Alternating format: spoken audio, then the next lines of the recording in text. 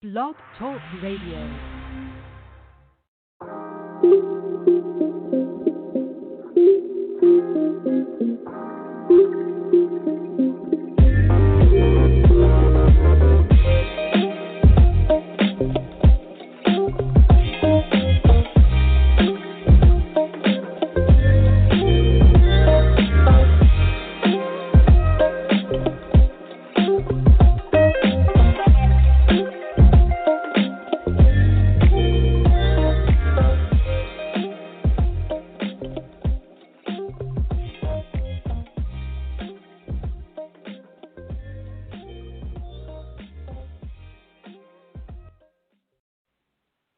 Hello, and welcome to another episode of the Stress is Stressing Me Out podcast. I am your host, Maki Adeyemi, and I want to start this podcast off with a devotional. And the devotional is Attitude of Gratitude. So, what does that mean? That means be grateful and thankful for what you have. Do not take anything for granted. We know we live in a world that says you must have the biggest house, you must have the most fancy car, or we look at these so-called reality shows like the Real Housewives franchise. Hollywood put their 2 cents in, saying we need to have these things. And let's be clear, most of us can't afford to have those things. So be thankful for what you have. There is a song that was recorded by Mick Jagger and the Rolling Stones. And it came to my mind as I was trying to come up with what devotional I should use for this episode. And it's a song that they recorded called No, You Can't Always Get What You Want. But if you find sometimes, you get what you need. And that's true for all of us. We get what we need. We have a roof over our head. We have shoes on our feet. We have clothes on our back. We have food in the refrigerator. We have a vehicle that gets us from point A to point B. We may not have a Maserati. We may not have a house on the hill in Beverly Hills or whatever city, the affluent city or town you live in. Here in St. Louis, the affluent area is called Clayton, Missouri, where houses start off at $200,000, $300,000, and they go from there. So be grateful for what you have. You may not have a lot, but you're still alive. And you're in your right mind. You have your health. You have a reasonable portion of your health. Your limbs are still working. Be grateful for what you have. Okay, so let's jump into today's episode. The title of today's episode is When Boundaries Are Crossed. So how many of you had to end a relationship, whether it was a friendship, an intimate boyfriend-girlfriend relationship, or even a family member? How many of you had to end relationships because of boundaries being crossed? And no matter how many times you bring it to that person, that you're crossing boundaries and you need to stop it, but they don't. How many of you have cut people off? I know individuals who haven't seen or spoken with their family for 15, 20 years. They became the black sheep of the family now, for whatever reason. You may even think birth order. Birth order may have something to do with boundaries being crossed, because everybody comes to the older person if they need help. They bombard you. Or it may be the most mature person of the family who's bombarded with all the problems, and then you are expected to drop everything and pay attention to what they have to say. And we know that setting boundaries is not so easy. And the process of letting people know where your needs and your limits are can be stressful within itself. So before we get into how to set boundaries, there's about 3 or 4 things that you can do to set boundaries. It's not 20 or 25. And it depends on what boundaries you want to set. Do you want to set boundaries with people, or do you want to set boundaries with yourself? Because there is information on both sides, depending on what you're talking about. If you're talking about setting boundaries for yourself, some examples could be I'm not I'm not going to answer emails after 7 o'clock p.m. I am not going to engage in doing homework on the weekend. I am going to focus on my family. So there are boundaries that you yourself can set up. Or I'm not going to buy Starbucks coffee for 2 months, and I'm going to save that money. So there's boundaries you can put together for yourself, and then of course there are boundaries that you can set for other people if they're crossing them. So before we get into that, let's talk about the signs. There are signs you need to work on boundaries. Okay? And the first sign is you feel resentful of people asking too much of you, and it happens often. The second one, you find yourself saying yes to things you'd rather not do just to avoid upsetting or disappointing others. Now, I've dealt with this for many, many years, and it came to a head July of 2020, last summer. I was diagnosed with COVID-19. So I'm quarantined. I'm on lockdown. And just sitting there in the most horrible body racking pain that I had, barely could breathe.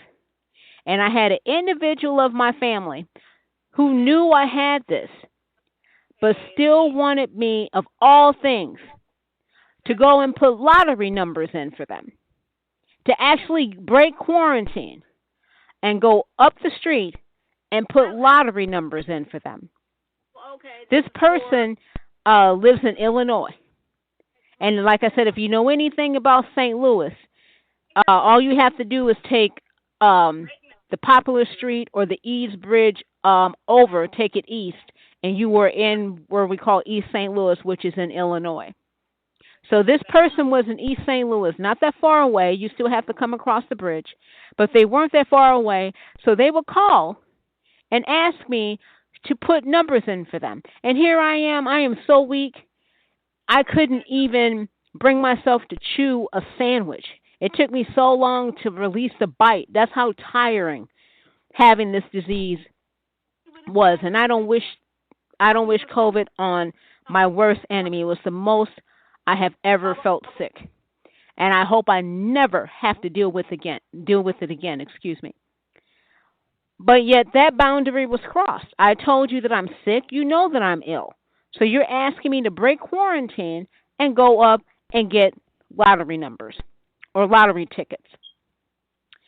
I refused to, only because I was ill and it just was not going to happen. It was, not right to be out and to be sick and possibly infect other people. So I did say no to that, but it was the whole idea that this individual knew what I was going through and how weak I was, that putting in a lottery numbers was more important than my health and trying to get better. And I was really resentful of that. I didn't appreciate that.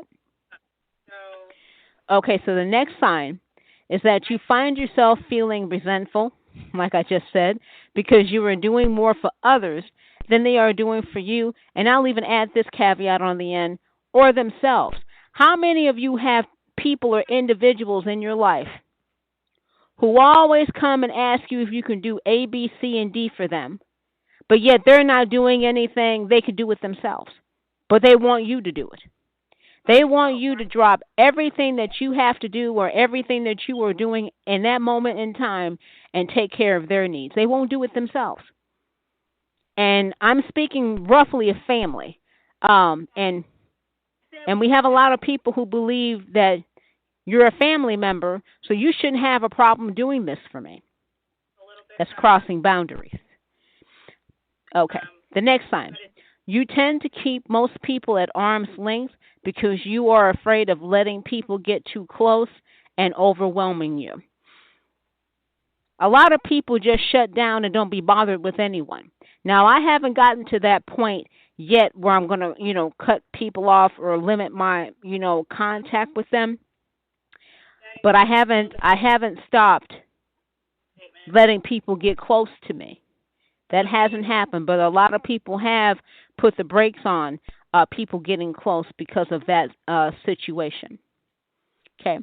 The next sign.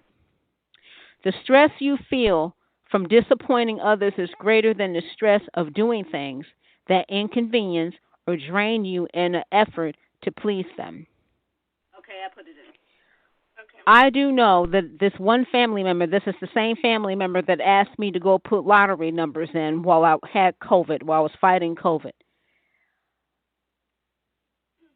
Yes, when they do ask of me to do things, it is draining, especially when they have a way of doing it themselves, or they can go to, let's say, the casino. They can go to a bingo hall. They can do those things, but they can't do what is needed of them. So they bring it to another family member and ask if they can do it. Okay. So those are the signs that you need to work on boundaries. And as I said before, this person, whoever they may be, when you hear their name or you're talking to them, do you feel something on the inside of you rise up? It could be anger, and that could bring stress. So anger can bring stress. And this was true. This was true for me and this person that I'm speaking about. So I mean, you can think about them. You can talk to them on the phone, talk to them in person, or just hear from them. Something on the inside of you rises up, and it's not a good thing. It's not a good thing. And this past Sunday, I was in our church service of YPWW, which is a church service for young people, but anyone can attend if they want to. One of the sisters, who she was talking about something rising up in her when she talked to her sister or someone in her family. Um, she said that she had to catch herself because that feeling didn't feel right and that it was not of God. And when I speak of these things, I'm going to approach it from the Christian perspective. And I know there are a lot of people out there who are not Christian. You are of another persuasion, excuse me. But I have to speak to it from a Christian perspective because that's who I am, is a Christian. Okay? So she said she had to ask the Lord to remove that from her because there again, it was not of the Lord, it was another type of spirit. And when we pray, those of you who have a prayer life, and I spoke about having a prayer life and prayer in the last podcast that you can pull down from Blog Talk Radio or Spotify or Stitcher if you missed it. I spoke of having a prayer life. So when we pray, we always ask the Lord to change the other person, do something for this person. But we need to ask the Lord to change us and take that bitterness out of us or that spirit that is not of God. And understand that when you don't forgive, and the Bible is very clear on this, when you don't forgive, your Father which is in heaven won't forgive you of your trespasses. So you have to learn to forgive. And you have to have that root of bitterness be extracted from you. You can't have a root of bitterness or a root of anger. There was an individual, they were siblings, they were two brothers, okay? One brother was in the hospital, he was deathly ill. um, he was going to pass on, and his brother came to see him in the hospital. And this was the younger brother speaking to the older brother, who was the one that was sick. The younger brother asked the older brother to forgive him, of the stuff that happened when they were younger, young adults, because they're older men now. When they were young adults, uh, maybe even younger than that. And the older brother actually sat up in the bed and said to him, "I don't forgive you." And that person, he did pass away. So he died with a root of bitterness in his heart. And you have to have those things, you have to ask the Lord to extract those things from you, because bitterness and anger hurts us. It doesn't hurt the other person who was geared towards or who is towards. It doesn't hurt them, but it hurts us. And that's why we have to release it and ask the Lord to forgive us, so we can release that burden, that burden won't overtake us, that burden won't overpower us. And what this sister said, it touched me, and then I realized I was dealing with the same thing. Every time that I would hear this person or this person would call me, and I would just cringe at the fact that they would ask me to do things. And I felt something rise up in me. And it really hit home with me, to the point where I just started to cry. I broke down and cried, and I asked the Lord to forgive me and take that away from me. And in a moment's time, I felt like a weight lifted off of me, because this situation is not, it's not a new situation. This is things that have been happening for years now.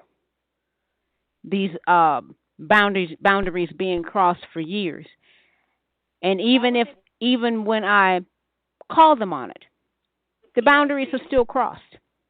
Okay, so if you're dealing with that, I'm dealing with that too, and there are things that you can do to set the boundary, and I will get to those. So I asked that to be lifted off of me, and it was lifted. So no one is perfect. Not even those of us who are Christians. We're not perfect. We know the world isn't. Okay? Let's talk about politics. Have you lost people because of politics? The election in 2016, the election we just had this year, 2020, and both years were brutal. I really want to say 2016 was the most brutal in the way of election. Not so much this year, but it was brutal. I had a friend of mine, and she's my best friend. We had a disagreement over who to vote for. She voted for one candidate. I voted for another. I told her who I voted for. I usually don't tell people who I vote for because of conflict. But I felt, because that she was my best friend, it would be okay for me to share this with her. And I shared it with her, and she got very, very angry with me and proceeded to tell me that I should have voted for the person that she voted for. And I really took resentment with that. That's crossing a boundary to tell me what to do. That's crossing a boundary to tell anybody what to do. Everybody's entitled to their own opinion. They're entitled to their own actions, and they're certainly entitled to vote for whoever they choose to vote for. There was a minute there where we didn't talk. And, it really didn't hurt me, that situation, because it still didn't change the fact of who I voted for. But 2 days later, after that incident, my best friend called me and invited me out to dinner. And we talked about it, and we smoothed it over. And we're still friends today. That was during the 2016 election. The 2020 election, we really didn't talk too much about it. I know where her sentiment was. I know who she was going to vote for. Um, we just didn't really talk about it much, or we just kind of danced around it. But you learn who you can talk to about certain things and who you can't broach broach topics with. So telling somebody what to do is also a boundary that is crossed. Okay, so how do you set boundaries?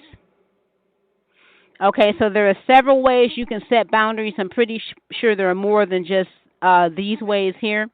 The first way is ask for what you want. Be clear about what treatment you'll accept and what you won't. Let that person know that you won't accept them telling you what to do. You won't accept them, like if you have a meddlesome mother in law, that you won't accept them coming into your house taking over. You need to be very clear about your limits, what you will take and what you won't take. Okay, the second way, let others do for themselves. That is kind of a hard one for me because I really try to help where I can.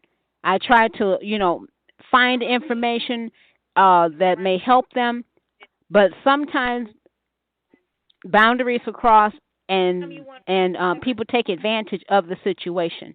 So let others do for themselves whatever the problem is.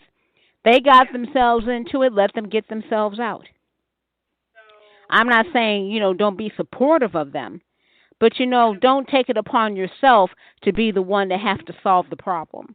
And that's where I was talking about in the beginning of this podcast when I was talking about birth order and maturity level.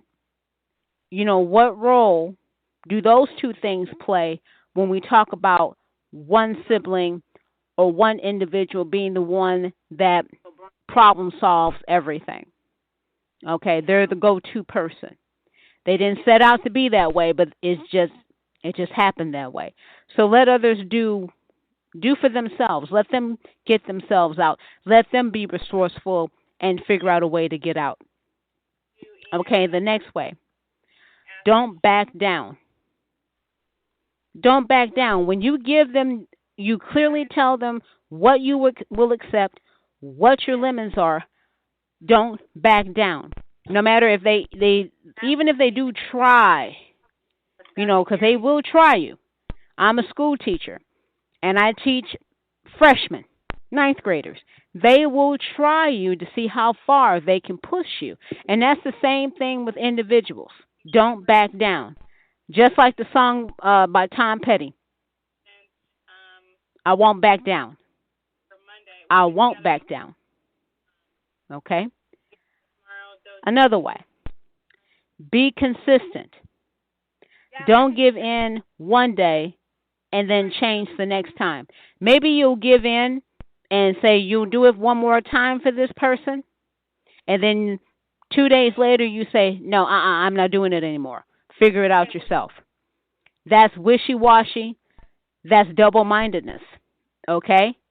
Be consistent in what you say. Whatever it is you choose to do, whatever your limits are, be consistent in what you tell that person. Okay. Okay, so what happens after all of this and the person violates your boundaries anyhow? They just do it anyway. No matter what you told them, you're not backing down, you're consistent in what you're saying, but they still proceed to cross boundaries. First thing, accept that some people would not respect your boundaries, no matter what you do. I'm dealing with that. And the person that I'm having boundary issues with is a very close relative, family member. It's not someone on the outside, it's a family member. Once all of that happens and the boundaries are still being crossed, then you decide to limit or cut off all contact. That's when you decide enough is enough. I'm going to limit how much time I talk to this person. I'm going to limit how much time I'm going to be around this person. There are people in families who have gatherings and get-togethers, and one family member won't show up. They just won't come at the holidays. But COVID set all of us down. We weren't doing anything during the holidays. Um, so we weren't able to gather. But normal holidays, you have individuals who are having issues with siblings and parents, and they rather not put themselves in that situation or put themselves in that stressful situation. So it's better to stay away. And during that time, you can create your own traditions. If you don't spend if you don't spend Christmas with family, find something that you like to do on that day by yourself, or maybe with your friends, go out and do something, or have a dinner just for your friends. Whatever it is that you decide to do. People just walk away from family. There are people who will just pack up and just go to another city, another town. They will move across the country to get away from, individuals. Just end the contact with them. So when all else fails, and this person or people, whoever it is that you're having the boundary problems with, and you told them your limitations, and you told them what you would accept and what you won't, and they still won't honor your wishes, then it's time to cut them off. It's either time to cut them off, cut all contact off, or limit yourself as to how much time you're going to spend with them. Maybe you'll go to a gathering and say, okay, I'm going to be here for 25, 30 minutes, and then I'm leaving. You can set that boundary for yourself. And yes, it's going to be uncomfortable, and you may anger that person, or you may anger your family or the people, and you may hurt their feelings. But I would limit the contact first before actually cutting off contact. Cutting off contact is pretty drastic. You're pretty much done when you do that. When you cut off all contact, and like I said, try to find things that you can do yourself. So I gave you 4 ways to set boundaries, but there is one more way to set boundaries, and I think this is the most powerful way. What is it? I will tell you on the other side of the break.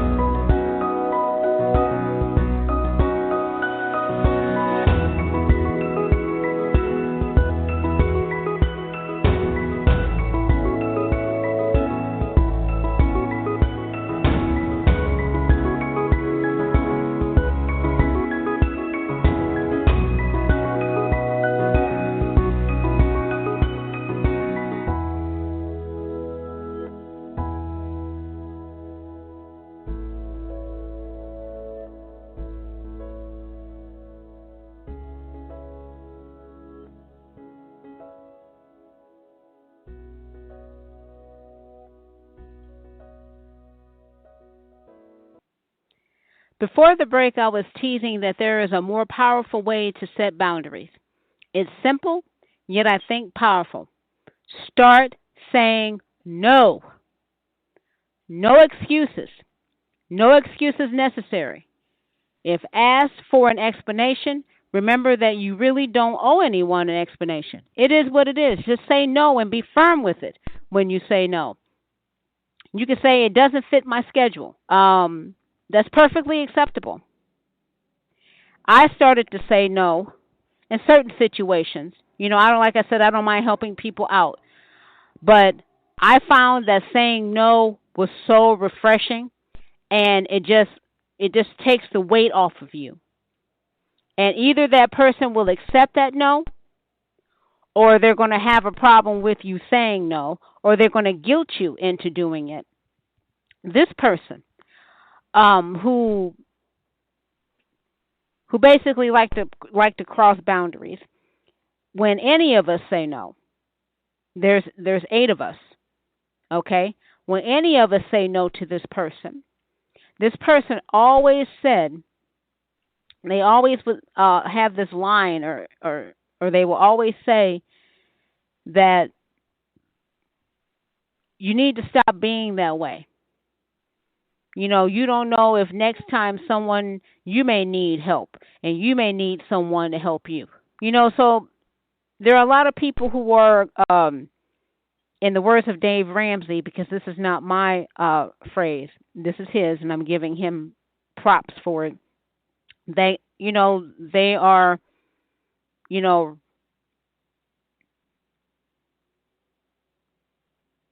how shall I say this?